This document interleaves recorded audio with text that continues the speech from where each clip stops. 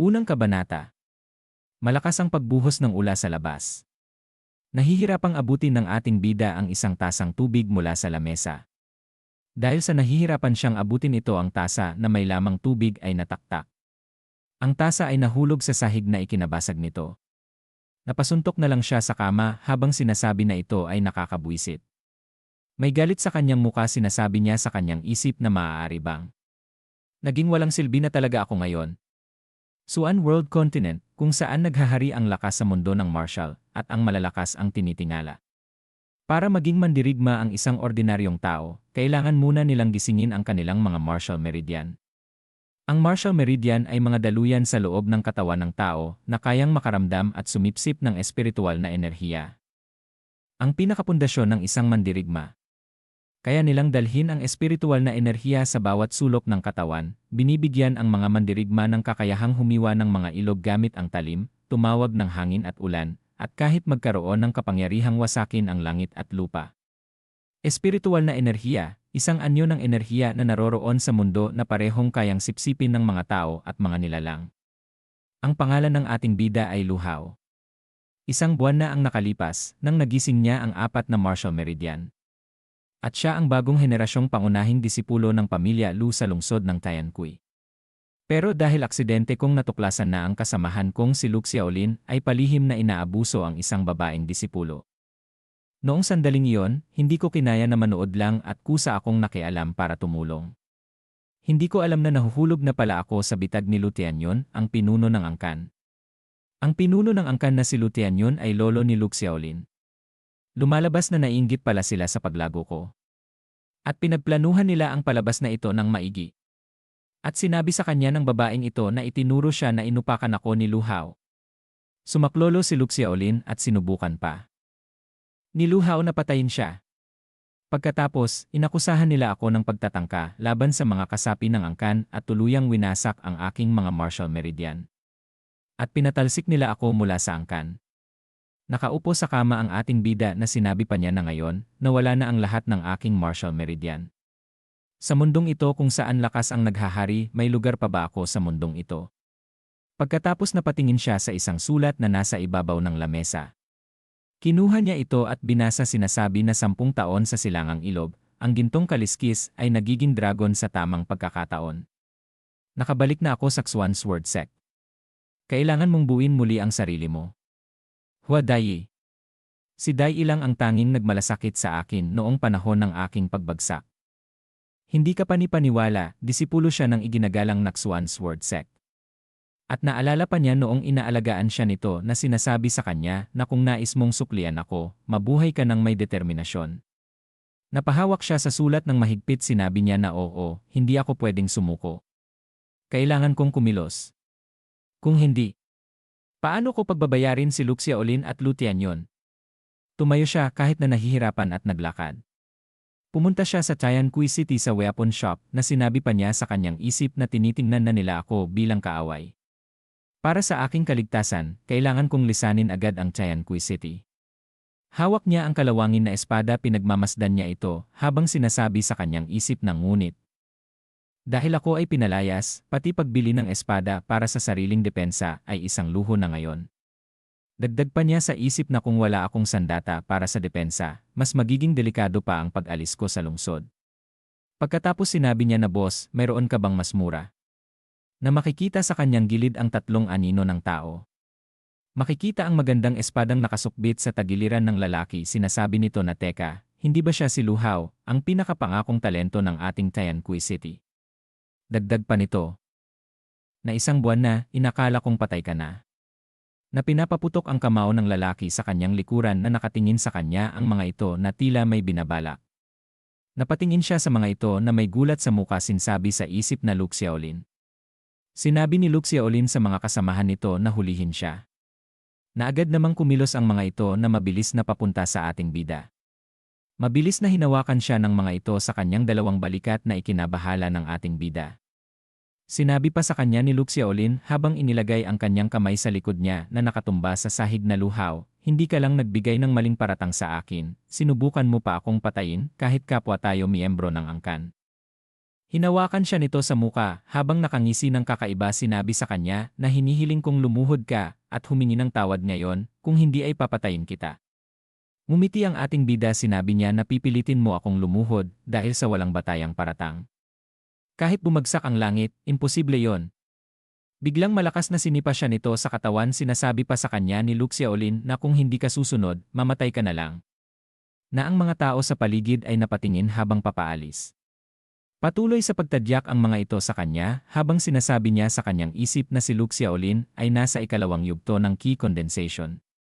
Sa kasalukuyan kong kalagayan na walang martial power, hindi ko siya kayang labanan. Napangisi ito habang nakatingin sa kanya. Sinasabi niya na ang galaw na ito. Una, pipilayin ko ang iyong ibabang bahagi ng katawan. Sa ginawa sa ating bida nito, halos mapunit ang kanyang mata sa sakit na siya ay napasigaw ng malakas. Makikita ang buto niya sa likod ay naputol habang sinasabi niya sa kanyang isip na nawalan na ako ng pakiramdam sa mga paa ko. Sinabi pa niya sa kanyang isip habang siya ay nawalan ng kulay na ako ba ay mamamatay na. Biglang isang bilog na liwanag ang bumuo sa kanyang naputol na buto sa likod. At isang dragon na kulay dilaw ang lumabas. Sinabi pa ng ating bida sa isip habang naramdaman niya ang pagkabuo ng kanyang buto sa likod na ang mga binti ko. Gumagaling na kasama ng mga sugat ko. Dagdag pa niya sa kanyang isip na naalala ko na sinabi ng ama ko na posibleng may kakayahan ang pamilya Lu na magising ang dugo ng banal na dragon. Kapag nagising, hindi masukat ang lakas nito. Ang Divine Dragon Bloodline ay isang espesyal na kapangyarihan na kayang supilin ang ibang martial meridians. Hindi pa rin alam ang mga kondisyon para magising ito. Pero ang napakalakas na kapangyarihan ng Divine Dragon Bloodline ay kayang dalhin ang lakas ng isang mandirigma sa sukdulan na hindi kayang pantayan ng kahit anong martial meridian. Makikita ang gulat sa kanyang muka. Sinabi pa niya sa kanyang isip na kaya. Nagising ko na ba ang Divine Dragon Bloodline? Pagkatapos sinabi sa kanya nito na ang sipa na ito ay ang papatay sayo. Na nakaiwas ang ating bida. Sinasabi na ganun ba? Pagkatapos niyang umiwas, mabilis na kinuha niya ang espada nito na ikinagulat niya. Na may pagtataka sa muka ni Luke Xiaolin habang sinasabi na pero ano kaya ang susunod na mangyayari. Isang malakas na wasiwas ng espada ang pinakawalan niya na tumama sa katawan ni Luke Xiaolin. Napangiti ang ating bida habang sinasabi na ipaparanas ko sa iyo ang pakiramdam na mas mabuti pang mamatay. At dito na po nagtatapos ang unang kabanata.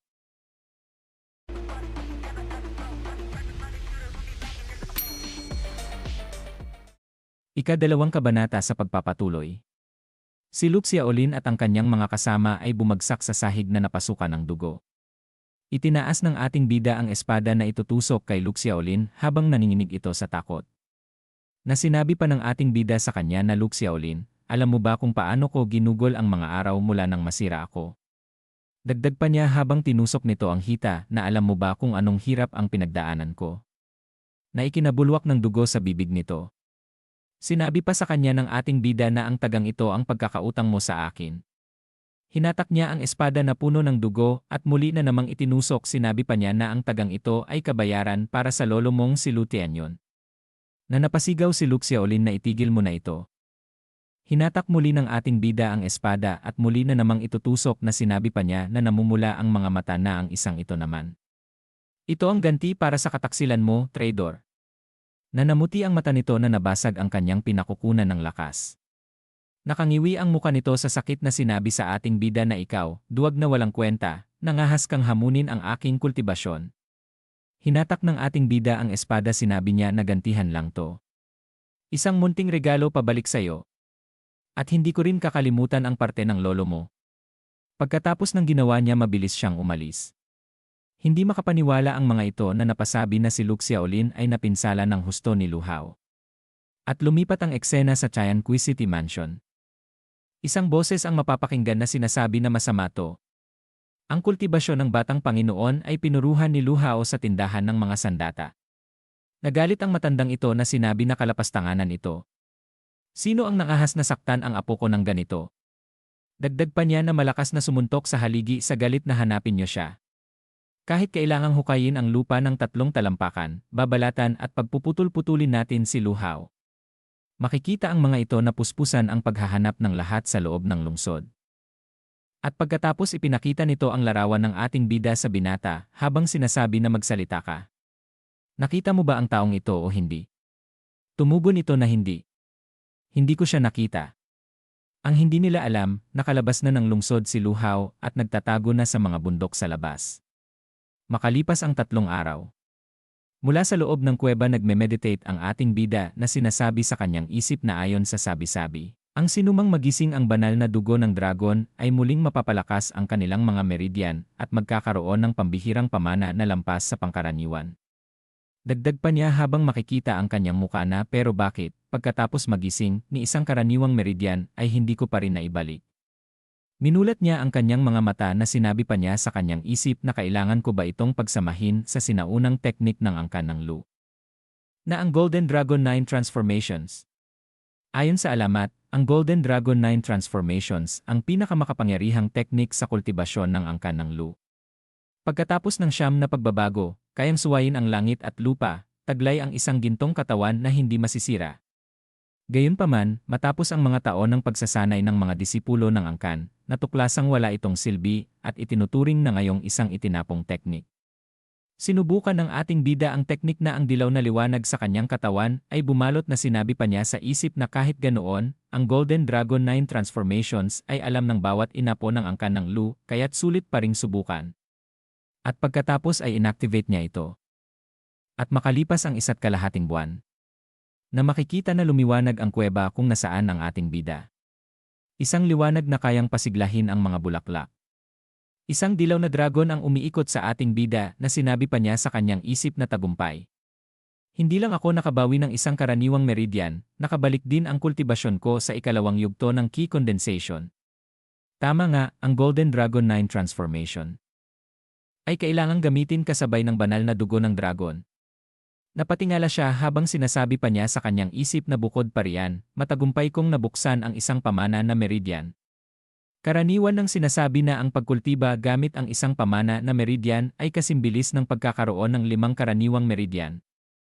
At kung magkapantay ang antas ng kultibasyon ng 2 tao, ang may pamana na meridian ay mas malakas sa labanan kaysa sa may 5 karaniwang meridian. Masayang nakatikom ang kamao ng ating bida na puno ng enerhiya, sinabi pa niya sa kanyang sarili na kapag naibalik ko na ang natitirang 3 karaniwang meridian, malalampasan ko pa ang bilis ng kultibasyon ng isang henyo na may 8 meridian. Habang ang mga karaniwang meridian ay limitado sa 8. Ang mga pamana na meridian ay walang ganitong hangganan.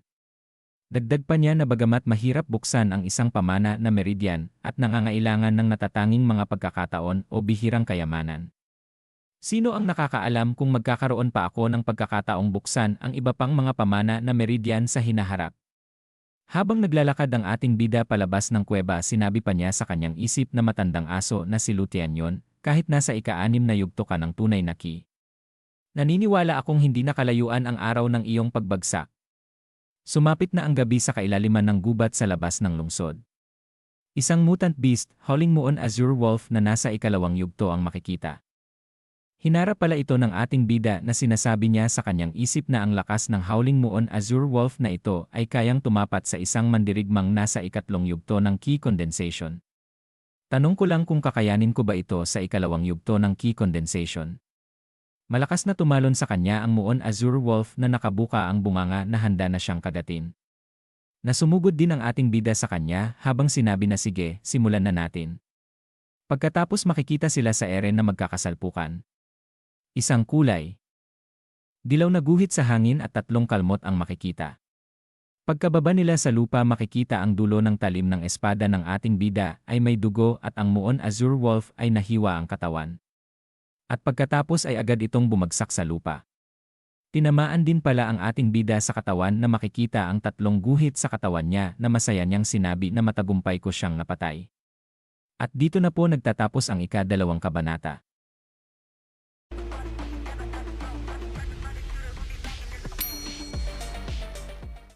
Ika-3 kabanata sa pagpapatuloy. Nakangiting nakatingin sa kanyang 3 pahabang sugat na sinabi niya sa kanyang isip na kanina lang, tinanggap ko ang atake ng Howling Moon Grey Wolf gamit lang ang katawan ko, pero ilang galos lang ang iniwan. Mukhang pinatatag talaga ng dugo ng banal na dragon ang katawan ko. Habang may kinukuha siya sa katawan ng Howling Moon Grey Wolf, sinabi pa niya sa isip na karamihan sa mababangis na hayop ay may beast crystal sa loob ng katawan nila. Ang Beast Crystal ay naglalaman ng enerhiya ng mababangis na hayop at pwedeng gamitin para patibayin at paunlarin ang sariling kultibasyon. Mahalagang kayamanan ito na kailangan ng mga mandirigmang martial. Natuwa siya nang matagpuan niya ito na napasabi na magaling. Mayroong isa na. Nagtatakang napalingon siya sa kanyang likuran nang may sumisigaw na ikaw na mababang uri, nagtatago ka lang pala rito. Ito pala ay si Luke Xiaolin na sinasabi pa nito na may muka ng pananabik na mas pipiliin ko pang hindi na makabalik sa pangunahing angkan kaysa hindi kita matagpuan. Ngayon, titiyakin kong puputulin kita at ipapakain sa mga aso. Mula sa ibaba ng bangin sinabi ng ating bida sa kanya na Luke Xiaolin. Hindi ba't ikaw ay napilayan ko na noon? Tumugon ito sa kanya na matapos mo akong pilayan, nagpadala ang pangunahing angkan ng isang dalubhasa mula sa lihim na mundo ng 4 na kaharian sa lungsod ng Tianqi. Siya ang nagligtas sa akin. Napaseryoso ng muka ang ating bida na sinabi niya na eksperto mula sa lihim na mundo ng 4 na kaharian. Nakangisi ito ng kakaiba na sinabi pa niya na huwag ka nang masyadong magtanong kung mamamatay ka na rin lang. Dati, tinira mo ako ng pataksil at inabandona. Pero ngayon, handang-handa na ako. Hinding-hindi na kita palalayain ng buhay. Pagkatapos sinabi nito sa mga kasamahan na may mga hawak na sulo na atakehin siya, lahat kayo. Malaking gantimpala ang naghihintay sa sinumang makakuha ng ulo niya. Nag-aalangan ang mga ito na napangiwi ang muka na sinabi ng nasa gitna na atake. Kakakita ko lang sa kanya na pinatay ang Howling Moon Azure Wolf sa isang atake. Sa lakas na yon, kahit nasa ika-4 na yugto ng key condensation, baka hindi pa rin kayanin. Pagkatapos nitong magsalita, isang mabilis na lumilipad na kamao ang tumama sa kanya na ito ay napatalsik sa malaking puno na napasukan ng dugo gawa ni Luke Xiaolin. Na naiinis pa nitong sinabi habang nakatikom ang kamao ng mahigpit na walang silbi. Pinapalakas mo ang loob ng iba habang binababa mo ang sarili mong dangal. Paanong ang basurang si Luhao ang makakapatay sa Howling Moon Azure Wolf? Mabilis itong tumalon mula sa ibabaw ng bangin habang sinasabi na manood kayo. Papatayin ko iyang hayop na yan ngayon din. Pagkatapos isang palm technique ang pinakawalan niya patungo sa ating bida habang siya ay nag-ipon ng enerhiya sa kanyang kamay. Tumatawang sinabi niya habang pinagmamasdan niya ito na may utak ang mga tauhan mo pero ikaw yata ang wala. Na sinalubong niya ito gamit ang kanyang kasanayan na sinabi pa niya na landas ito patungo sa sariling kapahamakan. At sa ilang sandali nagtama ang kanilang mga enerhiya. Tumatawa si Luke Xiaolin habang sinasabi nito na sa tingin mo ba'y malalampasan ng isang palad mong nasa unang antas ang aking perpektong ikatlong antas. Nandilat pa ang mata nito habang sinisigaw na Luhao. Gusto kong maging abo ang iyong katawan at madurog ang iyong mga buto. At sa hindi nito inasahan ang enerhiyang hugis dragon ng ating bida ay tumagos sa palm technique niya. Na nagulat ito na napasigaw na ang tatak ng palad ko. Nabutas. Dagdag pa niya habang malapit na sa kanya ang ulo ng dragon na nagwawala na ito ay ang na hindi na niya ito naituloy. Sapagkat nilamon na siya nito at isang malaking pagsabog ang makikita na ikinatalsik sa ere ni Luke Xiaolin. At pagkatapos bumagsak sa lupa na muti ang mga mata nito na tumirik na may kaunting pag-ungol. Nilapitan siya ng mga kasamahan niya at inilapit ang sulo sa kanya para makita habang sinabi ng mga ito. Na Luke Xiaolin sa totoo lang. Na hindi na nila ito tinuloy nang umubo ito ng dugo. Nakatingin ang ating bida sa kanyang kamay na sinabi pa niya sa isip na kahit pareho tayong gumagamit ng yellow rank technique na mountain crushing palm. Dahil sa basbas ng dugo ng banal na dragon at ang siyam na anyo ng transformations golden dragon technique, matagal nang naging langit at lupa ang agwat nating dalawa. Lumapit ang bida sa kanila habang sinasabi niya na Luke Xiaolin, pinalampas kita noon, pero gusto mo na namang mamatay ngayon. May takot sa muka nito na nanginginig na sinabi na Luhao maawa ka. Huwag mo akong patayin. Sinabi ng ating bida habang lumiliwanag ang mata na ngayon. Mamatay ka ng tuluyan. Na malakas na inapakan niya ito. At pagkatapos makikita ang muka ni Luke Xiaolin na namuti ang mata na bumulwak ang dugo sa bibig nito. Mabilis na lumuhod ang mga kasamahan nito. At sinabi sa kanya na Luhao, maawa ka pinilit lang kami. Ayaw naming lumaban sa iyo. Tumingin ng may galit sa kanila ang ating bida na sinabi na kung gusto niyong mabuhay, maaari naman. Pero kailangang sabihin niyo sa akin. Ano ang meron sa eksperto mula sa 4 Realm Secret Realm na binanggit ni Luke Xiaolin kanina? Hindi na idinitalye ang pagsasabi ng mga ito na mabilis na pinaalis ng ating bida sila. At pagkatapos seryosong napasabi ang ating bida sa isip na kaya pala. Nalaman ng pangunahing angkan ng Luklan ang tungkol sa isang bagong pinagpalang lupain. Sapat ang laki para tumanggap ng 100,000 tao. Nakakagulat, nagpadala pa sila ng isang eksperto mula sa Four Realms Secret Realm. Para ibalik sa kanilang kontrol ang mga panlabas na sangay ng pamilya Lu sa Tianqi City. Bukod pa roon, sinabi nilang hinahanap daw ng ekspertong ito ang kinaroroonan ng aking mga magulang at layunin niyang hadlangan ang aking pagbabalik sa pangunahing angkan. Hindi ba trahedyang napatay ng mababangis na hayop ang aking mga magulang habang nasa isang misyon sila noong ako'y bata pa? Posible kayang may kahina-hinala sa kanilang pagkamatay. At sa mundo ng martial arts, may 10 yugto ng pag-unlad. Bawat yugto ay may 9 na baitang. Magsisimula ka sa body tempering realm, tapos susundan ng key condensation, true key, at holy martial. Pagkatapos ng mga ito, may 4 na mas mataas pang antas na tinatawag na Four Realms Secret Realm. Kabilang dito ang Yellow Extreme, Profound Extreme, Earth Extreme, at Heaven Extreme. Ang mga nakakapasok sa Four Realms Secret Realm ay pawang pinakamahuhusay na eksperto sa buong imperyo. Bagamat pagkatapos ng Four Realms Secret Realm, sinasabing may mga alamat na eksperto sa Return to Origin Realm at Martial God Realm. Sinabi pa niya sa kanyang isip na may isang mata sa kanyang itaas na nakatingin sa kanya na pero ngayong pinupuntirya na ako ng isang eksperto mula sa Four Realms Secret Realm, napakatindi na ng pressure. At dito na po nagtatapos ang ika-3 kabanata.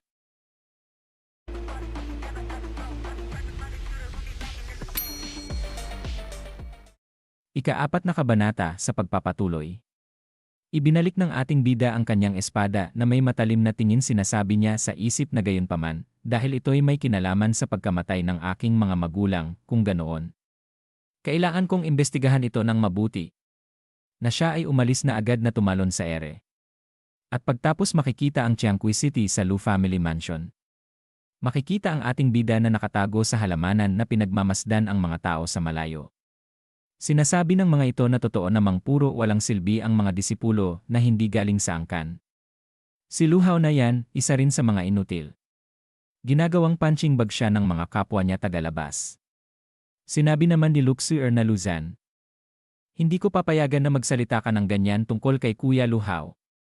Mas mahina ang espiritual na enerhiya sa lungsod ng Tianqi kumpara sa pinagpalang lupa ng ating pangunahing angkan.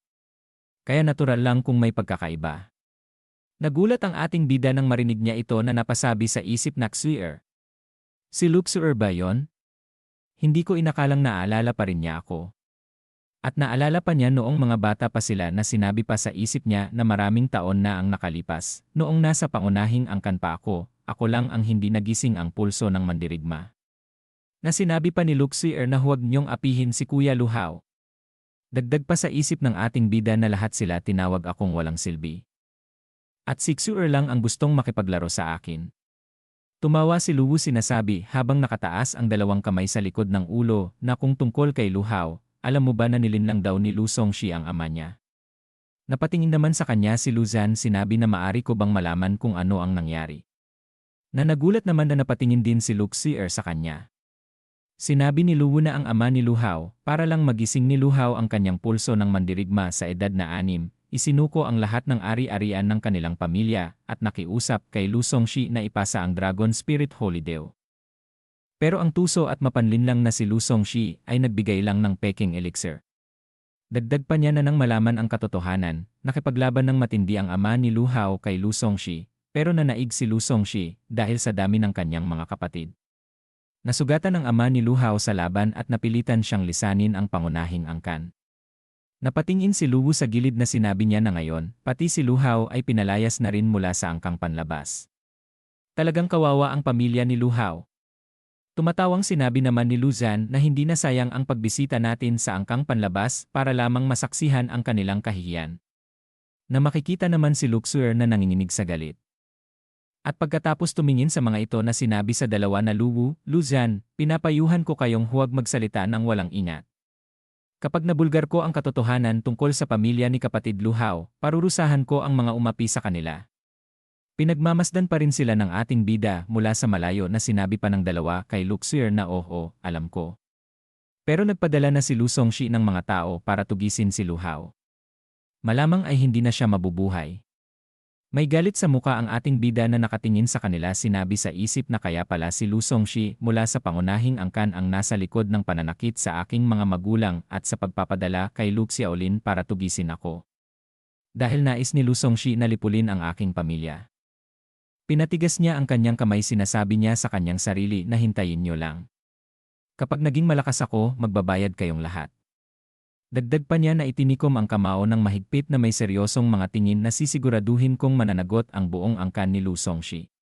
At pagkatapos 1 buwan at kalahati ang lumipas, sa labas ng lungsod ng Tiangkui, sa pamilihan ng mga mandirigma.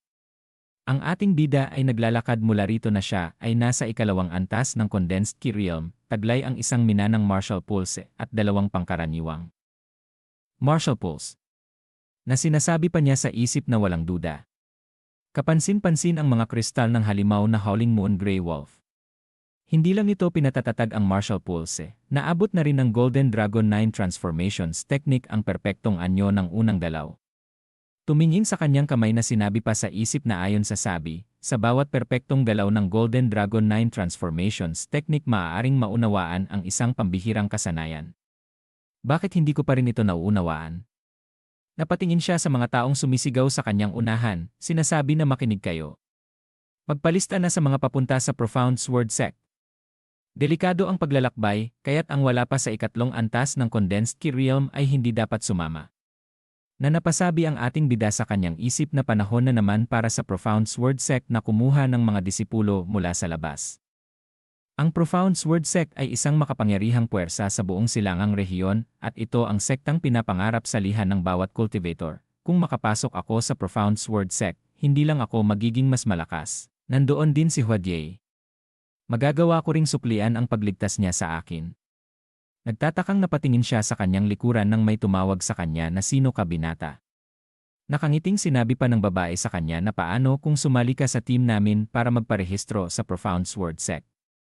Mapanganib ang biyahe papunta sa pagpaparehistro at kailangan ng minimum na 5 tao sa isang grupo. Isa na lang ang kulang namin. Napakamot sa pisngi ang ating bida na sinabi sa kanila na pero nasa 2nd yugto pa lang ako ng Condensed Ki Realm. Hindi ba kayo natatakot na maging pabigat ako sa inyo? Tumugon sa kanya ang babae na ayos lang yan, siguro itadhana ang naglapit sa atin. Tara na't magsimula tayo. Nakatingin sa kanila ang ating bida habang niyayaya siyang pumasaok na. At sinabi niya sa isip na kakaiba ito. Karaniwan ay iniiwasan akong makasama sa grupo dahil nasa 2nd antas. Palamang ako ng Condensed Ki Realm, ngunit tila wala silang pakialam. Sumapit na ang gabi, gumawa sila ng apoy na sinabi ng babae sa kanila na magpahinga muna tayo rito ngayong gabi. Ako na ang kukuha ng panggatong. Kumukuha ng gamit sa kanilang dalang bag ang dalawang ito habang pinagmamasdan sila ng ating bida. Sinabi pa ng may bigoting lalaki na ibahagi ko na ang mga rasyon sa lahat. Natumugon ang isa na magsisiyasat muna ako sa paligid. Seryoso ang muka ng ating bida na nakatingin sa mga ito, sinasabi sa isip na may mali. Mukha silang simpleng tao pero may kutob akong may iba silang pakay bukod sa pagpaparehistro. Ngumisi ang mga ito na may umuusok na pula sa kanilang mata. At pagkatapos mabilis na tumalon sa isa nilang kasamang lalaki na natutulog na ito ay tatagayin nila. Napasigaw ang ating bida na mag-ingat ka. Isang malakas na hampas ng espada ang ginawa ng dalawa, ngunit mabilis na naiwan ng lalaki ang ginawang atake ng mga ito sa kanya. At pagkatapos seryoso itong nakatingin sa mga ito na napunta siya malapit sa ating bida. Sinabi nito sa dalawa na anong balak niyong gawin? Namangha naman ang ating bida sa lalaki na napasabi sa isip na napakabilis ng kanyang mga galaw. Tumatawa ang mga ito na sinabi ng nasa likod na karapat-dapat na siyang maging batang pinuno ng angkan ng Gyu. Naipamalas niya ang ganitong antas ng Ghost Shadow Step sa murang edad. May kinukuha naman sa looban ng damit ang isang lalaking nasa unahan, sinasabi na oo, ang buhay mo. Talaga namang karapat-dapat sa gantimpalang 100,000. Na ipinakita ang lawaran niya na may patong sa ulo na 100,000. Napasabi naman sa isip ang ating bida na ang target nila ay hindi ako, di ba? At ang dalawang iyon ay parehong nasa 4th na antas ng Condensed Ki Realm. Mukhang delikado ang lagay ng taong yon. At dito na po nagtatapos ang ika-4 na kabanata.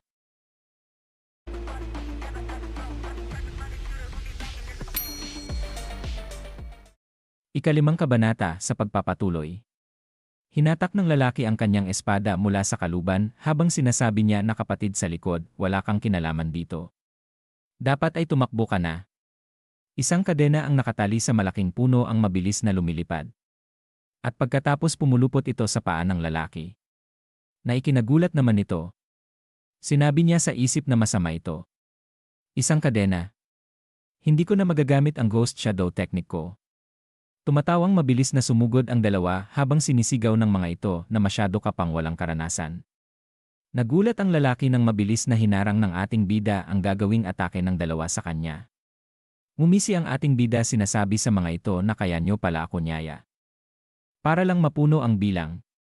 Tinawag siya ng lalaki sa kanyang likod na may nakataling kadena sa paa. Napalingon ng tingin ang ating bida sa kanya sinabi sa isip na mabuti ang pagkatao ng taong ito kaya nararapat siyang iligtas. At pagkatapos isang malakas na wasiwas ng espada ang ginawa ng ating bida na ikinatalsik ng mga ito. Nangangalit ang mga ngipin nito na sinabi sa kanya na ikaw na isinama lang para mapuno ang bilang, nakikialam ka pa sa gulo ng iba. Makikita ang muka nitong nagagalit sinasabi na kung gusto mong magpakabayani. Uunahin kitang tapusin. Umuusok ang mga mata nito na nakangisi ng masama na gumawa ng napakaraming hiwa sa hangin pasugod sa ating bida. Napasigaw ang lalaki na bilisan mo. Umalis ka na. Lahat sila ay nasa ika-4 na antas ng condensed key realm. Wala kang laban sa kanila. Ngumiti lang ang ating bida na sinalubong ang mga ito sinasabi niya na karapat-dapat ka ba talaga? Na mabilis na hiniwa niya ang mga ito. Nagulat ang lalaki sa kanyang nakita na nagtatakang sinabi na ano. Napatay niya agad yung dalawa. Paanong nangyari yon? Napangiti ang ating bida na ibinalik ang kanyang espada sa kaluban na nilingon niya ng tingin ang mga ito na sinabi sa isip na kapag nagsanib ang siyam na revolusyon ng teknikang ginintuang dragon at ang minanang. Linya ng pakikipaglaban, sadyang nakapanghihilakbot ang kapangyarihan nito. Makikita ang paa na nalaglag ang mga kahoy na kanyang mga dala. Na agad namang napalingon ang ating bida sa kanya. Nanginginig ang katawan nito na sinabi na pinatay mo sila. Huwag mong sabihin ako na ang susunod mo. Lumapit ang ating bida sa kanya habang sinasabi na huwag kang mag-alala, wala na ang mga asasin. Wala kaming balak na saktan ka. Hinawakan ng ating bida ang babae na may hawak na patalim na nakatago sa kanyang likuran sinasabi nito habang nakangisi ng kakaiba na masaya akong marinig yan. At biglang winasiwas nito sa ating bida habang sinisigaw na mamatay ka. Na pinagtatakahan naman ito ng ating bida. Napaungol siya ng mahina habang umaatras na napakapit sa lupa. Nakangisi ito sa kanya habang sinabi na hindi ko inasahang mapapatay mo ang dalawa kong tauhan. Mukhang hindi ka pangkaraniwang tao kahit pa para lang punuan ang bilang ang papel mo. Napatingin ang ating bida sa kanya habang sinasabi sa isip na nasa ika-6 na antas ng condensed key realm siya. Mas malakas siya kaysa sa nauna pang dalawa. Mabilis na sumugod ang babae sa kanya na sinasabi na mayabang na bata. Nangahas kang makialam dito. Sa araw na ito, mamamatay ka rito. Mabilis na hinatak niya ang kanyang espada upang harangin ang ginawang atake ng babae sa kanya. Napasigaw ang lalaki nakatali sa kadena sinabi na kapatid.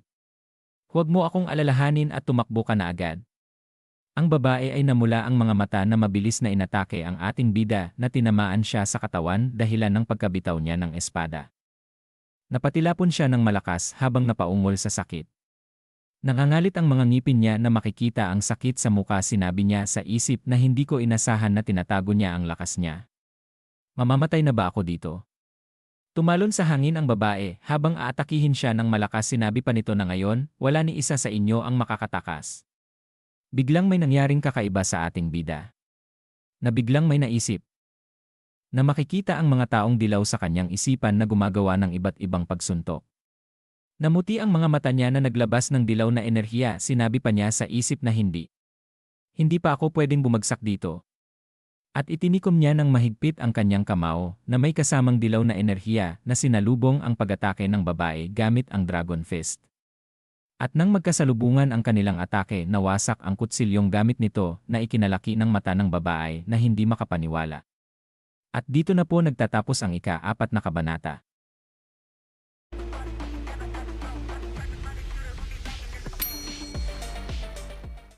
Ika-6 kabanata sa pagpapatuloy. Pagkatapos, ang malakas na sinuntok na bumasag sa kutsilyo ng babae ay tumagos papunta sa katawan nito. Na malakas na tumama sa katawan nito ang Dragon Fist of No Regrets na ikinasuka nito ng dugo. Pumapalibot ang enerhiya sa katawan ng ating bida na makikita ang malakas na pagtalsik ng babae sa isang malaking bato. Makikita ito na nagkabali-bali ang buto sa katawan na wala ng buhay. Napasabi ang lalaki na nakatali ng kadena sa isip na nakatingin sa ating bida na ano.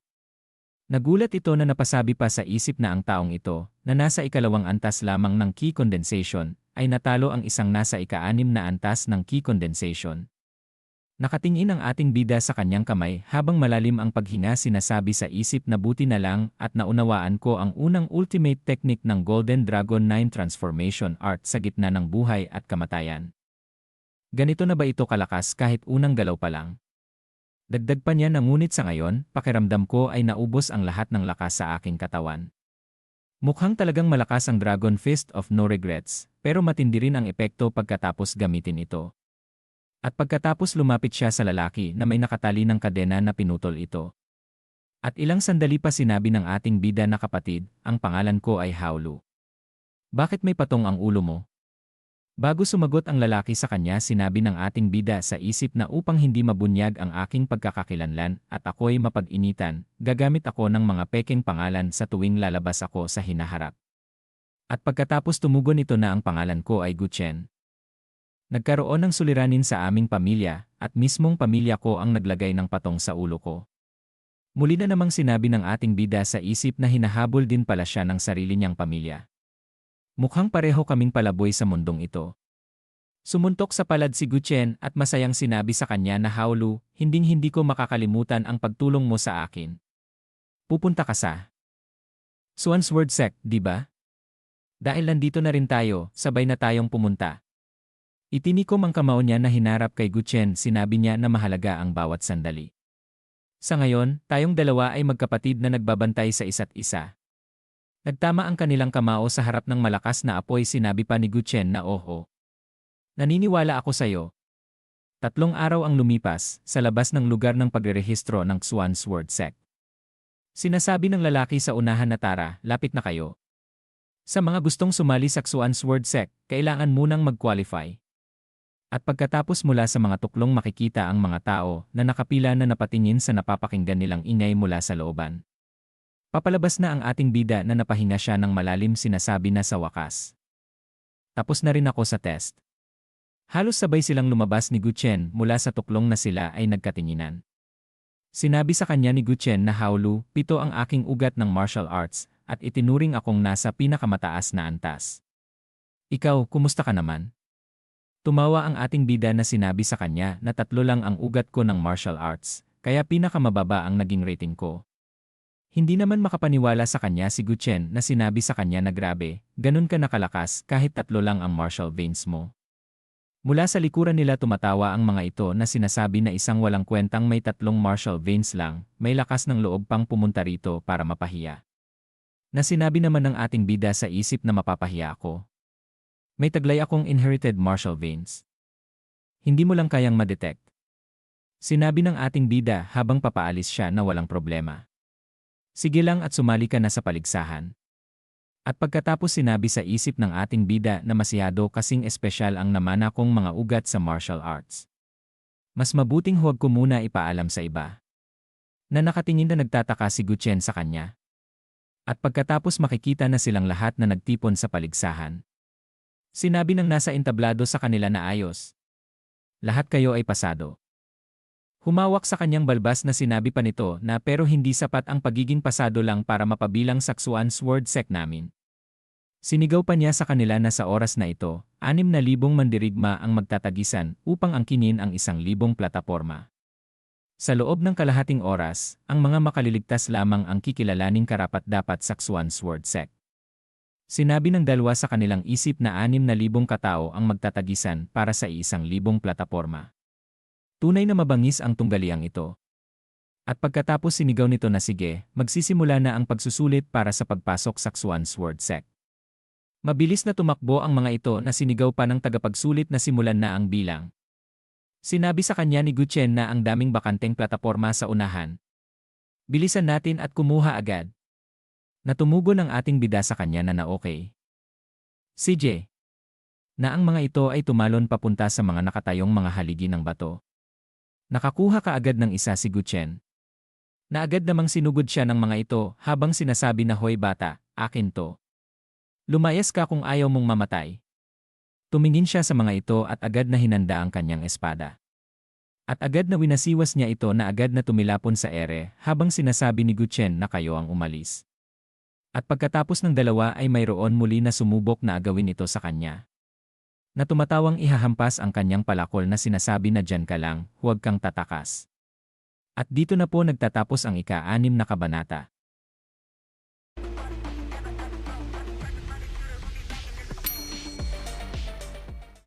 Ika-7 kabanata sa pagpapatuloy. Mabilis na tinusok ng kaluban sa muka ang lalaki na agawin ang pwesto niya. Bumagsak ito habang sinasabi sa isip ni Guchen na ang daming kalaban. Baka mahirapan kaming tumagal kahit kalahating oras. At lumipas ang kalahating oras. Pagod na si Guchen na napatugod ng kanyang espada habang nakaluhod ang isang paa. Na sinabi niya sa kanyang isip na sa wakas, nakalusot din ako.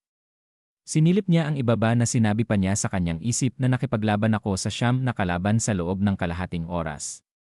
Isang kahangahangang rekord sa pagsusulit. Pinunasan ang kanyang muka na napatingin sa likod habang sinasabi sa kanyang sarili na iniisip ko kung kumusta na si Haolu. Nagulat ito na nanlaki ang mga mata na pinagpapawisan. Napanganga na lang ito sa daming pinabagsak ng ating bida na ang mga ito ay naging tila bundok ng tao sa dami ng kanyang tinalo. Sinabi pa ng ating bida na seryoso, lahat sila sumusugod sa akin dahil lang nasa ikalawang antas ako ng key condensation. Dagdag pa niya habang iginagalaw ang kamay na mukha ba akong madaling kalaban sayo. Ang ating bida lang naman ay nakipaglaban sa mahigit 50 kalaban at nanguna sa buong pagsusulit. Kinawayan niya si Guchen habang sinasabi naman ito sa kanyang isip na hindi ako makapaniwala, halos wala pang 10. Tapos siya. 12 ng tinalo. At pagkatapos sinabi na ng tagapagsulit na tapos na ang oras. Sa ngayon, ang 1,000 tao na natira sa mga plataporma ang uusad sa susunod na round. Ang susunod na pagsubok ay ang Flame Body Refinement.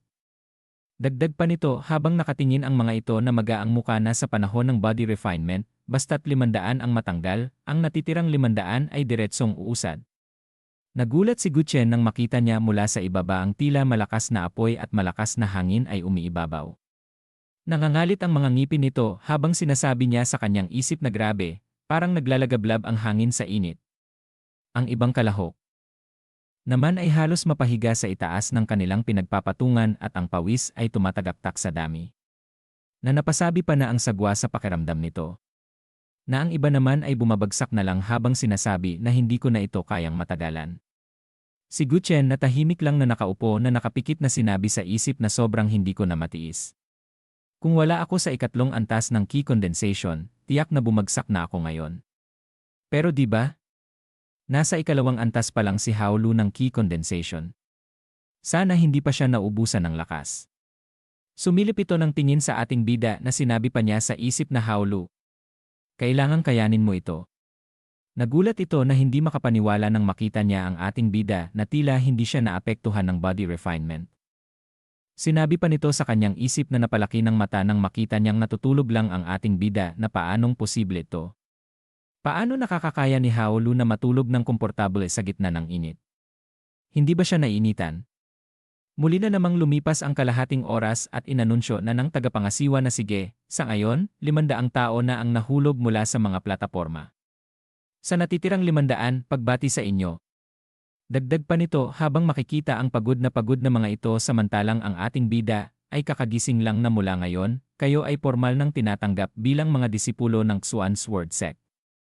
Sinabi ng ating bida sa kanyang isip na kahit hindi ko ginamit ang namamanang ugat ng martial arts at hindi ko tinanggap ang kapangyarihan ng Ninefold Golden Dragon Technique. Nakakagulat na naging madali ang pagdaan sa entry test. Pero sa wakas, nakapasok din ako sa Xuan Sword Sect. Ang lahat na 500 kalahok upang makapasok sa Xuan Sword Sect ay nakasakay na sa Xuan Sword Sect na lumilipad na barko. Masayang nakasilip ang ating bida at si Guchen na sinasabi niya na ito ba ang Xuan Sword Sect. Dagdag pa niya na ang lawak. Sa Xuan Sword Sect, lugar ng mga panlabas na disipulo. Habang naglalakad sila sinabi ng tagapaggabay na kayo na hindi napili bilang mga panloob na disipulo ay mananatili muna rito sa ngayon. Dagdag pa nito na may isa sa inyo na piniling maging panloob na disipulo.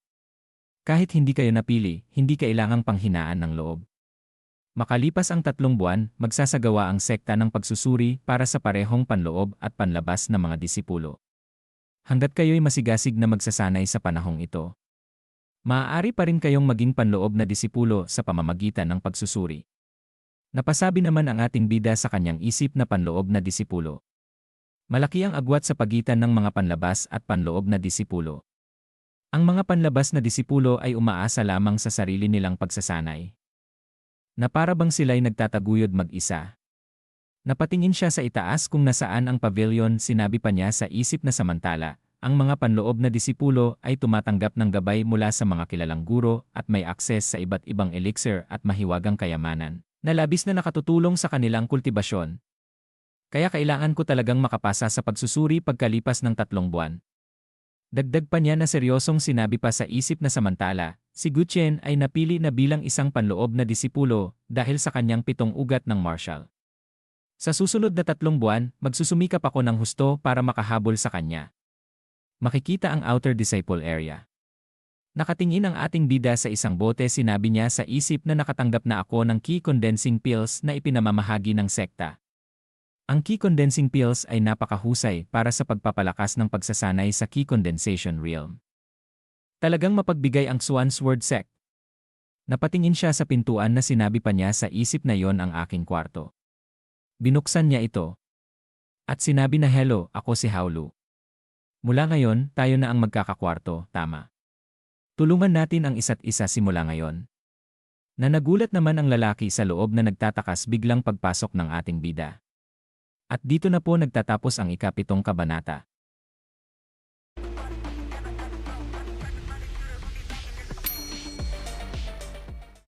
Ika-8 kabanata sa pagpapatuloy. Natatakot na sinabi sa kanya ng lalaki habang mahigpit na hinawakan ang kapit niya na ako. Wala naman tayong anumang ugnayan sa isa't isa. At huwag mo man lang isipin na hawakan ang aking key condensation pill. Nagtatakang napatingin ang ating bida sa kanya na sinabi sa kanyang isip na hindi ko naman balak hawakan ito. At mukhang medyo kakaiba ang roommate na ito. At sumapit na ang kinabukasan. Na makikita ang tinutuluyan nila na mayroong sumisigaw. Nagising ang ating bida na naiinis habang sinisigaw sa labas na nandito na si nakatatandang kapatid, ayaw mo pa ring magbigay ng regalo. Lumabas ang ating bida, sinabi niya na ano ang kaguluhang ito ng sobrang aga. Hinawakan niya sa balikat ang isa na agad namang napalingon sa kanya na sinabi ng ating bida na kapatid. Maaari ko bang malaman kung ano ang nangyari? Inilapit ng ating bida ang kanyang tainga dito habang binubulong ng lalaki na kahapon. Lahat ng bagong estudyante ay nakatanggap ng key condensation pill at ngayon, gaya ng nakagawian, darating si nakatatandang kapatid na Wuneng para kunin ang regalo ng bagong estudyante. Naiinis ang ating bida nang marinig niya ito. Dagdag pa nito sa ating bida habang may isang lalaking binubugbog ng ibang disipulo na si nakatatandang kapatid na Wuneng ang pinakamalakas sa mga panlabas na disipulo. Taon-taon, kinukuha niya ang mga key condensation pill mula sa mga bagong estudyante at lahat kami ay naranasan ng manakawan. Pero yung bagong estudyante na yon, nang tumanggi siyang ibigay ang key condensation pill, binugbog siya. Sumigaw ito na si outer disciple, Wuneng na hayop ka. Ayaw mo talagang ibigay ha? Pumunta sa unahan ang ating bida na nakita niya ang lalaking binubugbog. Makikita ang mukha niyang may pawis sa pisngi na napasabi sa kanyang sarili na hindi ba't iyon ang roommate ko. Pagkatapos sinabi ng roommate ng ating bida na puno ng bukol ang muka na huwag mo na akong saktan, ibibigay ko na. Ibinuka ang palad ni Wuneng na hinihingi ang key condensation pill habang sinasabi na hindi ba mas mabuti sana kung ginawa mo na ito kanina pa. Biglang isang kamay ang humawak sa balikat nito. Na pinagtatakahan naman ni Wuneng. Ito pala ay ang ating bida na sinabi kay Wuneng na senior brother Wuneng, siya ang roommate ko. Kakarating lang namin tapos kinukuha mo na agad ang mga key condensation pill namin. Hindi ba ito labag sa mga patakaran? Napasalubong ng kilay ito na tumingin sa kanya. At pagkatapos ay mabilis na hinawi ang kanyang kamay na nakahawak sa balikat niya. Naiinis na sinabi na lumayas ka. Ang sekta ay tahimik na kumikilala sa batas ng malalakas. Dagdag pa nito sa ating bida habang nakangisi na tinutulungan mo ba siya para magpakabayani. Hinawakan ng ating bida ang isa niyang kamay na sinabi niya na ganun ba. Ang manakit at mangagaw ay katanggap-tanggap na pala. Itinuro pababa ang hinlalaki nito na pagmamayabang pang sinabi sa kanya na oo, at ano ngayon? Anong balak mong gawin, bata? Pagkatapos nakatingin ng seryoso ang ating bida na biglang umikot ang braso nito gawa ng enerhiya ng ating bida na ikinasigaw nito ng sakit. Nagulat ang mga ito na napasabi na grabe siya. Dagdag pa ng isa na ang bagong estudyanteng ito pinatulan si nakatatandang kapatid Wuneng. Itinuro siya nito habang duguan ang braso ni Wuneng na sinabi sa kanya na hayop ka. Anong lakas ng loob mong saktan si senior brother Wuneng? Umisi ang ating bida na sinabi sa kanya na ano. Hindi ba si senior brother Wuneng ang unang nagsabi na ayos lang manakit? May mali ba akong ginawa? Nangangalit ang mga ngipin ni Wuneng na nakatingin sa ating bida. At sinigaw niya habang papasugod na nilagyan niya ng enerhiya ang kanyang kamao na hayop ka. Ang lakas ng loob mong hawakan ako. Dudurugin kita't hindi ka na makakalaban muli. Na nakatayo lang ang ating bida habang nakangiting hinihintay siya. Nagulat ang mga ito na napasabi ang unang lalaki na naku. Nasa ikalimang antas ng Key Condensation Realm si Senior Brother Wuneng. Dagdag pa ng pangalawang lalaki na tapos na ang bagong estudyante na ito ngayon. Sinabi naman ng pangatlong lalaki na may isang bagong estudyante noon na hindi sinasadyang napikon siya at nauwi sa pagkakapilay dahil sa bugbog. Malapit na ang kamao sa muka ng ating bida na sinabi niya na walang kwenta. Na mabilis niya itong sinalubong ng kanyang Dragon Fist of No Regrets. Nagkatamaan sila ng kamao na isang liwanag ng dalawang enerhiya na kulay asul at dilaw ang sumabog sa hangin. Pagtapos hindi kinaya nito ang lakas ng Dragon Fist ng ating bida na napatalsik sa malayo habang napasuka ito ng dugo. Na ito ay napatama sa isang malaking pader. Sa lakas ng pagbagsak isang makapal na usok ang nilikha nito na mabilis na napatakbo ang mga ito papunta kay Wuneng habang sinasabi na senior brother Wuneng. Nangangalit ang mga ngipin nito na nakatingin sa kanyang kamay na sinabi sa isip na anong klaseng lakas meron ang bagong estudyanteng ito. Para mabali ang braso ko. At pagkatapos sinigaw nito na paanong nagkalakas ng loob siyang baliin ang aking braso, dakpin siya. At lulumpuhin ko ang lahat ng kanyang mga paa at kamay. Mabilis na sumugod ang mga ito sa ating bida na sinigaw pa ni Wuneng na sumalakay kayo. Yumuko ang ating bida sa ginawa nitong suntok at naglagay ng enerhiya sa kanyang kamay sinabi niya na sa ganitong uri ng inyong antas. Na malakas na pinatama nito sa isang unang sumuntok sa kanya na ito ay napatilapon sa dalawa pang kasama nito na sinabi pa ng ating bida na ang lakas ng loob ninyong mambuli ng mga tao. At dito na po nagtatapos ang ika-8 kabanata.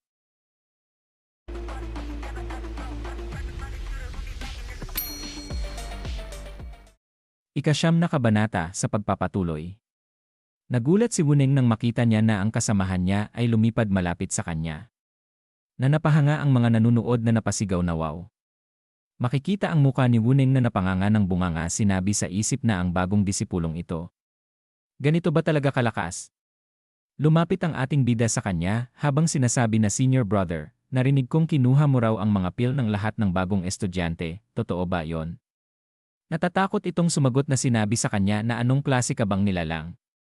Seryosong tiningnan siya ng ating bida na itinikom ang kamao habang nakausli ang isang daliri na sinabi niya na ibalik mo ang lahat ng pil sa bawat isa. At ibigay mo sa akin ang key condensation pill mo. Gagawa ito ng surpresang atake sa kanya na sisipa na may patalim sa dulo ng sapatos nito habang sinasabi na gusto mong isauli ko lahat ng pil. Sa panaginip mo, na mabilis na naiwasan ang ginawang atake nito ng ating bida na tumalon sa ere. Nagulat ito na sinabi sa kanya ng ating bida na mukhang nag-aatubili pa si senior brother na ibigay ito ha. Habang nasa ere ang ating bida ay malakas na tatadyakan niya ito na sinabi pa niya na kung gayon. Ang paang ito ay kukunin ko na rin. Na malakas na napasigaw ito ng sakit na nakaapak sa paa niya ang ating bida. Sinabi pa sa kanya ng ating bida na senior brother, kung hindi mo ibibigay ang mga pill, babaliin ko ulit ang paa mo. Sumusunod lang naman tayo sa patakaran ng sekta, di ba? Napatingin ito sa ating bida na napasabi na ikaw. Naiinis na may kinukuha ito sa kanyang looban na damit, sinabi na sige na. Ibibigay ko na kalahati lang. Biglang malakas na inapakan niya ang isang paa nito. Napatirik ng mata na naglabasan ang mga sipon sa ilong na sinigaw na anong ginagawa mo. Sabi ko ibibigay ko na. Nandilat na namula ang mga mata ng ating bida na nakatingin sa kanya, sinabi niya na kalahati lang ang ibibigay mo. Hanggang ngayon, tumatawad ka pa rin. Pinagpapawisan itong nakatingin. Sa kanya sinasabi na nanginginig ang boses na nagkamali ako, ibibigay ko na lahat. Mabilis na kinuha ng ating bida ang isang supot ng pill habang sinsabi niya na haay, bakit pa ako magpapaka-stress? Kanina lang, tinakot na ako ni senior brother na lulumpuhin ako. Dagdag pa niya na kung nakipag-usap ka lang ng maayos, hindi sana umabot sa ganito. Tumugon ito habang ang kamay nito ay nanginginig na ikaw. May galit sa mga tingin nito na sinabi sa kanyang isip na putsa. Binali niya lahat ng braso't binti ko. Hindi ko kayang makisama sa batang yan. Makikita na malapit nang lumubog ang araw. Na sinabi ng ating bida sa kanila na ang condensing kipil ng bawat disipulo ay ibabalik na sa kanila. Habang papaalis na ang mga ito, masaya namang napapalibutan siya ng mga disipulo, sinisigaw nila na ikaw ang aming bayani. Salamat sa pagbawi ng aming condensing kipil. Masayang sumuntok naman ang ating bida sa kanyang palad na sinabi niya sa mga ito na walang anuman. Pare-pareho lang tayong bagong estudyante. Dapat nagtutulungan tayo. Napatingin naman ang kanyang roommate sa mga nangbuli sa kanya habang sinasabi sa kanyang isip na kami ay parehong bagong estudyante, pero si Haolu naglakas loob na lumaban. Napatikom siya ng mahigpit ng kamao, sinabi pa niya na ako naman. Ang dahilan ko sa pag-aaral ng martial arts ay para labanan ang mga mali at ipagtanggol ng buong tapang ang pamilya ko. Tumingala siya sa langit na sinabi pa niya sa isip na simula ngayon, kailangan kong maging katulad ni Haolu. Hindi na ako pwedeng maging mahina gaya na ngayon. Pagkatapos sumuntok ito sa kanyang kamao na sinabi sa ating bida na Haolu, salamat. Ako si Xiao Zimo. Mabilis na napalingon ang ating bida nang marinig niya ito. Dagdag pa ni Xiao Zimo na nagkamali ako ng intindi kahapon. Galing ako sa isang simpleng pamilya at mahalaga sa akin ang mga condensing kipil. Akala ko kahapon kukunin mo ang mga ito. Masayang hinawakan nating bida ang balikat nito at sinabi sa kanya na, walang problema. Simula ngayon, magkapatid tayo na nagtutulungan. Ikinagagalak kitang makilala. Tumugon din ito na ikinagagalak din kitang makilala. At lumipat ang eksena sa Outer Disciple Enforcement Hall. Sa loob nito isang boses na mapapakinggan na senior brother Huang Hong. Hindi mo alam kung gaano katindi ang lakas ni Lu Hao. Dagdag pa ni Wuning habang nakabenda ang buong katawan na isang hamak na bagong estudyante ang nakagawa sa akin nito, pakiusap, tulungan mo ako. Tumatawa ang Enforcement Hall member inner disciple na si Huang Hong na maniniwala ka ba? Inatake ka lang niya dahil lang sa mga pill. Nakangiti rin ang lalaki sa kanyang gilid na likuran na si Enforcement Hall member outer disciple na si Huang Li.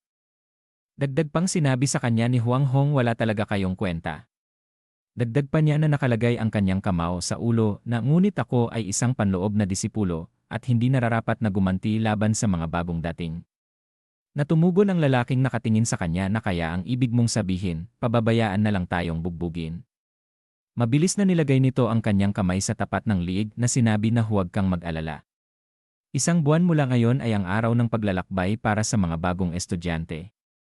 Dagdag pa nito na pagdating ng araw na yon, nandoon ako bilang senior brother para protektahan ang bagong estudyante na si Lu Hao. Masaya ang mga ito na mabilis na nagpayuko-yuko ng ulo na sinabi ng nakabendang lalaki na si Wuning na ang galing. Maraming salamat. Senior brother Huang Hong. Dagdag pa ng mga ito na senior brother, tunay kang makapangyarihan.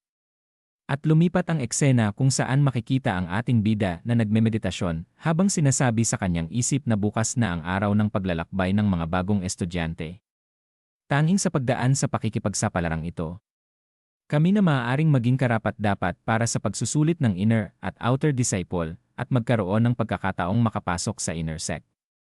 Masayang napatikom ng kamao ang Ating bida na nakatingin dito, sinabi niya sa isip na sa tulong ng mga condensing key pill na ibinigay ni Wuneng, nakaabot ako sa ikatlong antas ng condensing key sa panahong ito ng pagsusubo. At naayos ko na rin ang ikaapat na ordinaryong meridian.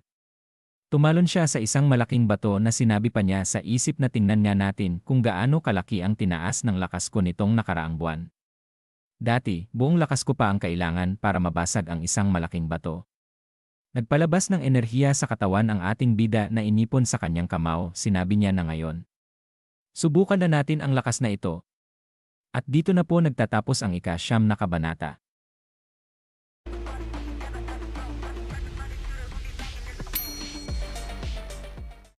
Ika-10 kabanata sa pagpapatuloy. Malakas na isinuntok ng ating bida ang kanyang kamao sa malaking bato na makikita na ito ay nawasak. At umabot ito hanggang sa likuran. Na makikita na nawala ang malaking bato sa kanyang harapan. Sinabi niya na makikita ang makapal na usok gawa ng malakas na ginawa niya na kahit kalahati lang ng lakas ko, kaya ko nang durugin ang mga bato.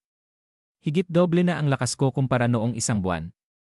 Kung gagamitin ko ngayon ang Dragon Fist ng buong buo, hindi na mauubos ang lakas ko. Masaya pa niyang sinabi na desidido akong pumasa sa pagsusulit para sa inner at outer disciple. Sumapit na ang kinabukasan. Pasakay na sila sa lumilipad na barko na isang tao ang sumisigaw na tinatawag ang pangalan ng ating bida. Tumugon siya sa bandang unahan na andito ako. Sinabi sa kanya nito na buwisit, matagal na kitang hinahanap. Ikaw ba si Luhao? Napatingin ang ating bida sa mga ito na sinabi niya na maari ko bang malaman kung sino ka? May malalim na tingin ito sa ating bida na sinabi niya na ako si Huang Hong, ang kapitan ng inyong grupo, responsable sa inyong kaligtasan habang kayo'y nagsasanay. Kung gusto niyong mabuhay, mas mabuting sumunod kayo sa lahat ng utos ko, malinaw ba? Tumugon ang ating bida habang tumalikod na ang mga ito na oo, at pagkatapos sinabi niya sa kanyang isip na bakit parang may problema sa akin ang dalawang senior brother na ito. Isang araw ang nakalipas. Naglalakbay na ang lumilipad na barko patungo sa pupuntahan nilang pagsasanayan. Isang tao ang nagsasalita, sinabi na makinig kayong lahat. Sa pagkakataong ito, magsasanay tayo sa labas ng Yao Guang Forbidden Area.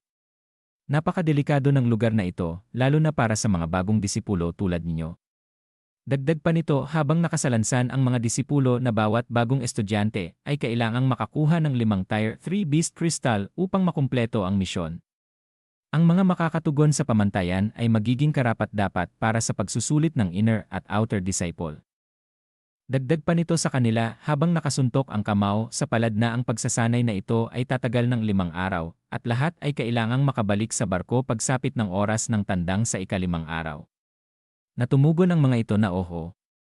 Lumapag na ang malaking barkong lumilipad sa malawak na kapatagan. Bago sila bumaba, sinabi sa kanya ni Huang Hong na Luhao, ang ating grupo ay magkakahiwa-hiwalay upang maghanap ng Beast Crystals. Dahil ikaw ang may pinakamababang antas ng cultivation, sasama ka sa amin ni Huang Li. Tumugon ang ating bida sa kanya na oo, Senior Brother Huang. Habang pababa sa barko lumingon si Huang Li, sinabi sa kanya na tandaan mong manatiling malapit sa amin. Nakatingin ang ating bida sa kanila, sinabi sa isip na puno ng panganib ang Yao Guang Forbidden Area. Yung ibang grupo magkakasama, pero bakit kami lang nakahiwalay? Habang pababa siya sa hagdan ng barko, sinabi pa niya sa kanyang isip na may balita na si Wuneng ang nanggugulo sa mga bagong disipulo dahil may kapit siya sa inner sect. Posible kayang kasabwat niya sila. Na makikita ang mga muka nitong nakangiti na tila walang gagawing mabuti. Sa labas ng mapanganib na Yao Guang Forbidden Area. Nakadistansya ang ating bida sa dalawa habang sila ay naglalakad. Seryosong nakatingin siya sa mga ito habang sinasabi niya sa kanyang isip na sabi nila, dadalhin daw nila ako para maghanap ng Beast Crystals, pero papunta pala kami sa gitnang bahagi ng Forbidden Area. Bago ako pumunta rito, marami akong nabasang aklat. Doon ko nalaman na ang Central Area ay puno ng malalakas at mababangis na halimaw. Dagdag pa niya na ang mga nilalang tulad ng mababangis na halimaw ay inuuri ayon sa ranggo mula 1 hanggang 10. Ang mga ferocious beast na nasa unang ranggo ay katumbas ng mga tao sa body refinement realm. Ang ikalawang antas ay maihahalin tulad sa lakas ng nasa key condensation realm. Ang ika-10 ranggo ay katumbas ng tao sa martial god realm at pataas pa. Habang kaya naming harapin ang Mga ferocious beast mula unang hanggang ikatlong ranggo sa labas ng Yao Guang Forbidden Area. Ang gitnang bahagi naman ay may mga halimaw na nasa ika-4 hanggang ika-6 na ranggo. At pati mga dalubhasa sa True Ki Realm ay hindi kayang labanan ang mga halimaw na yon. Pagkatapos maisip ang lahat ng ito, tumigil sa paglalakad ang ating bida. Sinabi niya sa dalawa na mga senior brother, kung magpapatuloy pa tayo, tiyak na makakasalubong natin ang malalakas na ferocious beasts. Kahit ang mga cultivator sa True Ki Realm ay mapapahamak. Hanggang dito na lang tayo. Nakangisi ang dalawang ito na pinapaputok pa ang mga daliri sa kamay ng isa. Sinabi ni Huang Hong sa kanya na ayos lang, sapat na ang makarating tayo rito. Kaya kitang patayin dito na walang makakaalam. Nakangiti ang ating bida na sinabi sa kanila na tulad ng inaasahan. Kasabwat ka ba ni Wuneng? Napatikom ito ng kamao na sinabi sa ating bida na matalino ka, bata. Natatakot ka na ba ngayon? Humawak naman sa espada ang isa na sinabi na ikaw, isang cultivator sa ikatlong yugto ng Ki Condensation Realm, naglakas loob kang galitin kami, tapos ngayon, natatakot ka. Mabilis na sumugod ito sa kanya habang sinasabi na huli na ang lahat, mamamatay ka na ngayon. Naglagay ng enerhiya sa kamay ang ating bida habang nakangisi na sinabi niya na ako. Natatakot. Ikaw na nasa ika-6 lang na antas ng Ki Condensation Realm, akala mo ba kaya mo na akong patayin? Winasiwas nito ang kanyang espada sa ating bida habang sinisigaw na 3rd stage ka lang tapos minamaliit mo ang isang 6th stage. Panoorin mo't puputulin ko ang ulo mo ngayon din. Na ito ay sasalubungin ng may nakabalot na enerhiya sa kamao ng ating bida. Na sinabi pa niya dito na tikman mo ang aking naglalagablab na Dragon Fist. Nagulat ito na hindi makapaniwala nang makita niyang nababasag ang kanyang espada. At ang enerhiyang itinapon niya ay dumiritso sa muka nito na nagkabasag-basag ang ngipin. Na nagliparan ang mga ibon ng tangayin sa malayo ito nang itinira. Na enerhiya ng ating bida na Dragon Fist.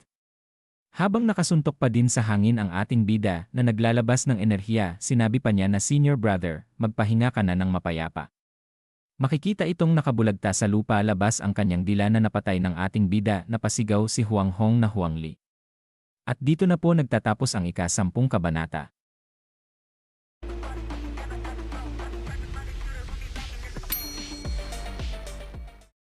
Ika-11 kabanata sa pagpapatuloy.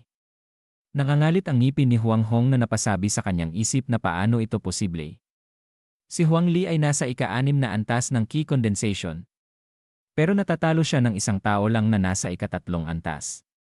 Mabilis namang tumakbo ang ating bida habang sinasabi niya sa kanyang isip na madaling harapin ang nasa ika-6 na antas ng Ki Condensation. Pero si Huang Hong daw ay nasa True Ki Realm. Kailangan kong bumalik agad sa barko para makaiwas sa panganib. Malakas na sumigaw si Huang Hong na walang hiya ka. Paano mong nagawang patayin ang kasama ko? Dudurugin kita. Na nagagalit namang napatingin sa kanya ang ating bida. Mabilis na hinabol siya nito habang winasiwas ang kanyang espada. Sinabi pa na bata. Huwag kang tumakbo. Harapin mo ako, duwag ka. Nakatingin ang ating bida sa kanya. Sinabi niya sa kanyang isip na hindi maganda. Sobrang bilis ng nasa True Ki Realm. Kapag nagpatuloy ito, siguradong aabutan niya ako. Dagdag pa niya sa isip na naglagay ng enerhiya sa kamay na labanan siya hanggang kamatayan. Hindi pa naman ako nababaliw. Na naiisip niya ang isa pang paraan na sinabi sa isip na wala na akong ibang magagawa kung hindi sumugal.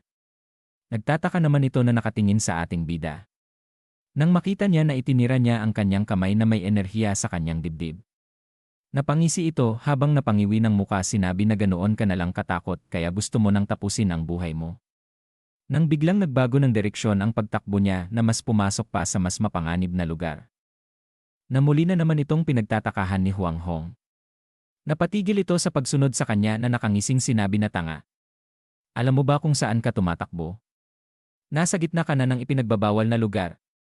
Ibinuka ang kamay nito habang pinagmamasdan niya ang ating bida na sinabi pa na ang gitnang lugar ay punong-puno ng malalakas at mababangis na halimaw. Ang pumunta roon ay tiyak na kamatayan. Tumawa ang ating bida habang nakalingon ng tingin. Sinabi niya na mas gugustuhin ko ng tumakbo sa bawal na lugar. Baka sakaling may pag-asa pa roon. Ngunit habang masaya siyang nakatingin kay Huang Hong, isang malaking ahas ang malapit na siyang kainin. Nagulat siya nang ibinaling niya ang kanyang ulo sa harapan na nakita niya ang malaking ahas na kakainin na siya. At pagkatapos makikita ang paa niya na nasa bunganga nito na nilamon siya ng buhay.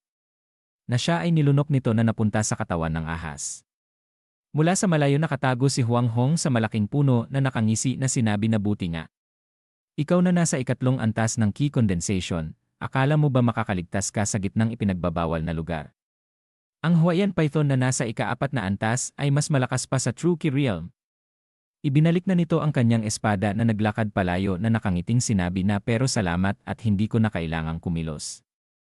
Hanggang sa huli. Napakahangal talaga ng taong iyon. Habang gumagapang ang ahas, sinabi ng ating bida mula sa tiyan nito na patay na ba ako? Pero buhay pa ako. Naalala pa niya noong may binabasa siya na sinabi niya na bago ako pumasok, inaral ko muna ng mabuti ang tungkol sa mababangis na nilalang sa Yao Guang Forbidden Area. Ayon sa aklat, labis na naakit ang Hawaiian Python sa dugo. At naalala niya rin noong tinira niya ang kanyang sarili ng kanyang palad na sinabing muli na hindi kailangan ng marami. Kaunting dugo lang ay makakatawag na sa Hawaiian Python. Dagdag pa niyang sinabi sa isip habang nakangiti siyang nilamon ng ahas na sabi rin sa aklat, kapag kusa kang pumasok sa lalamunan ng Hawaiian Python habang nilulunok ka, hindi ka agad kakagatin hanggang mamatay. Kaya sinadya kong magpakawala ng amoy ng dugo para maakit ang Hawaiian Python at magkaroon ng kaunting tsansa na makalaban. Makikita siya sa loob ng tiyan ng ahas, sinabi pa niya sa isip na siguro iniisip na ni Huang Hong na patay na ako at umalis na siya. Isang matagumpay na pagtakas mula sa desperadong sitwasyon. Nahihirapan na ang ating bidang kumilos sa loob ng tiyan ng ahas. Sinabi niya sa kanyang isip na kahit na kaya ng asido ng tiyan ng Hawaiian Python na tunawin ang katawan ng tao sa loob lang ng 30 minuto, buti na lang at malambot ang kaloob-looban nito kahit matigas ang balat. Kinuha niya ang espada na sinabi pa niya sa isip na ang kailangan ko na lang gawin ngayon ay makatakas mula sa tiyan nito bago ako matunaw ng asido ng tiyan. Nakangiti siya nang mailabas na niya ang espada sa kaluban, sinabi niya na sigurado akong makakaligtas ako. Biglang nandilat ang mga mata ng python. At pagkatapos ay nagwala ito dahil sa ginagawa ng ating bida sa looban ng kanyang tiyan. Ang malalaking puno ay nabuwal sa pagwawala nito. At ilang sandali pa makikita ang python na nakanganga labas ang dila na wala ng buhay. At mula sa loob ng tiyan nito isang espada ang lumabas na puno ng dugo. At pagkatapos hiniwa niya ito na gumawa ng daan upang makalabas. At ilang sandali malakas na tumayo ang ating bida kasabay ng nagtaas ang mga dugo ng python habang malakas na sumisigaw. At dito na po nagtatapos ang ika-11 kabanata.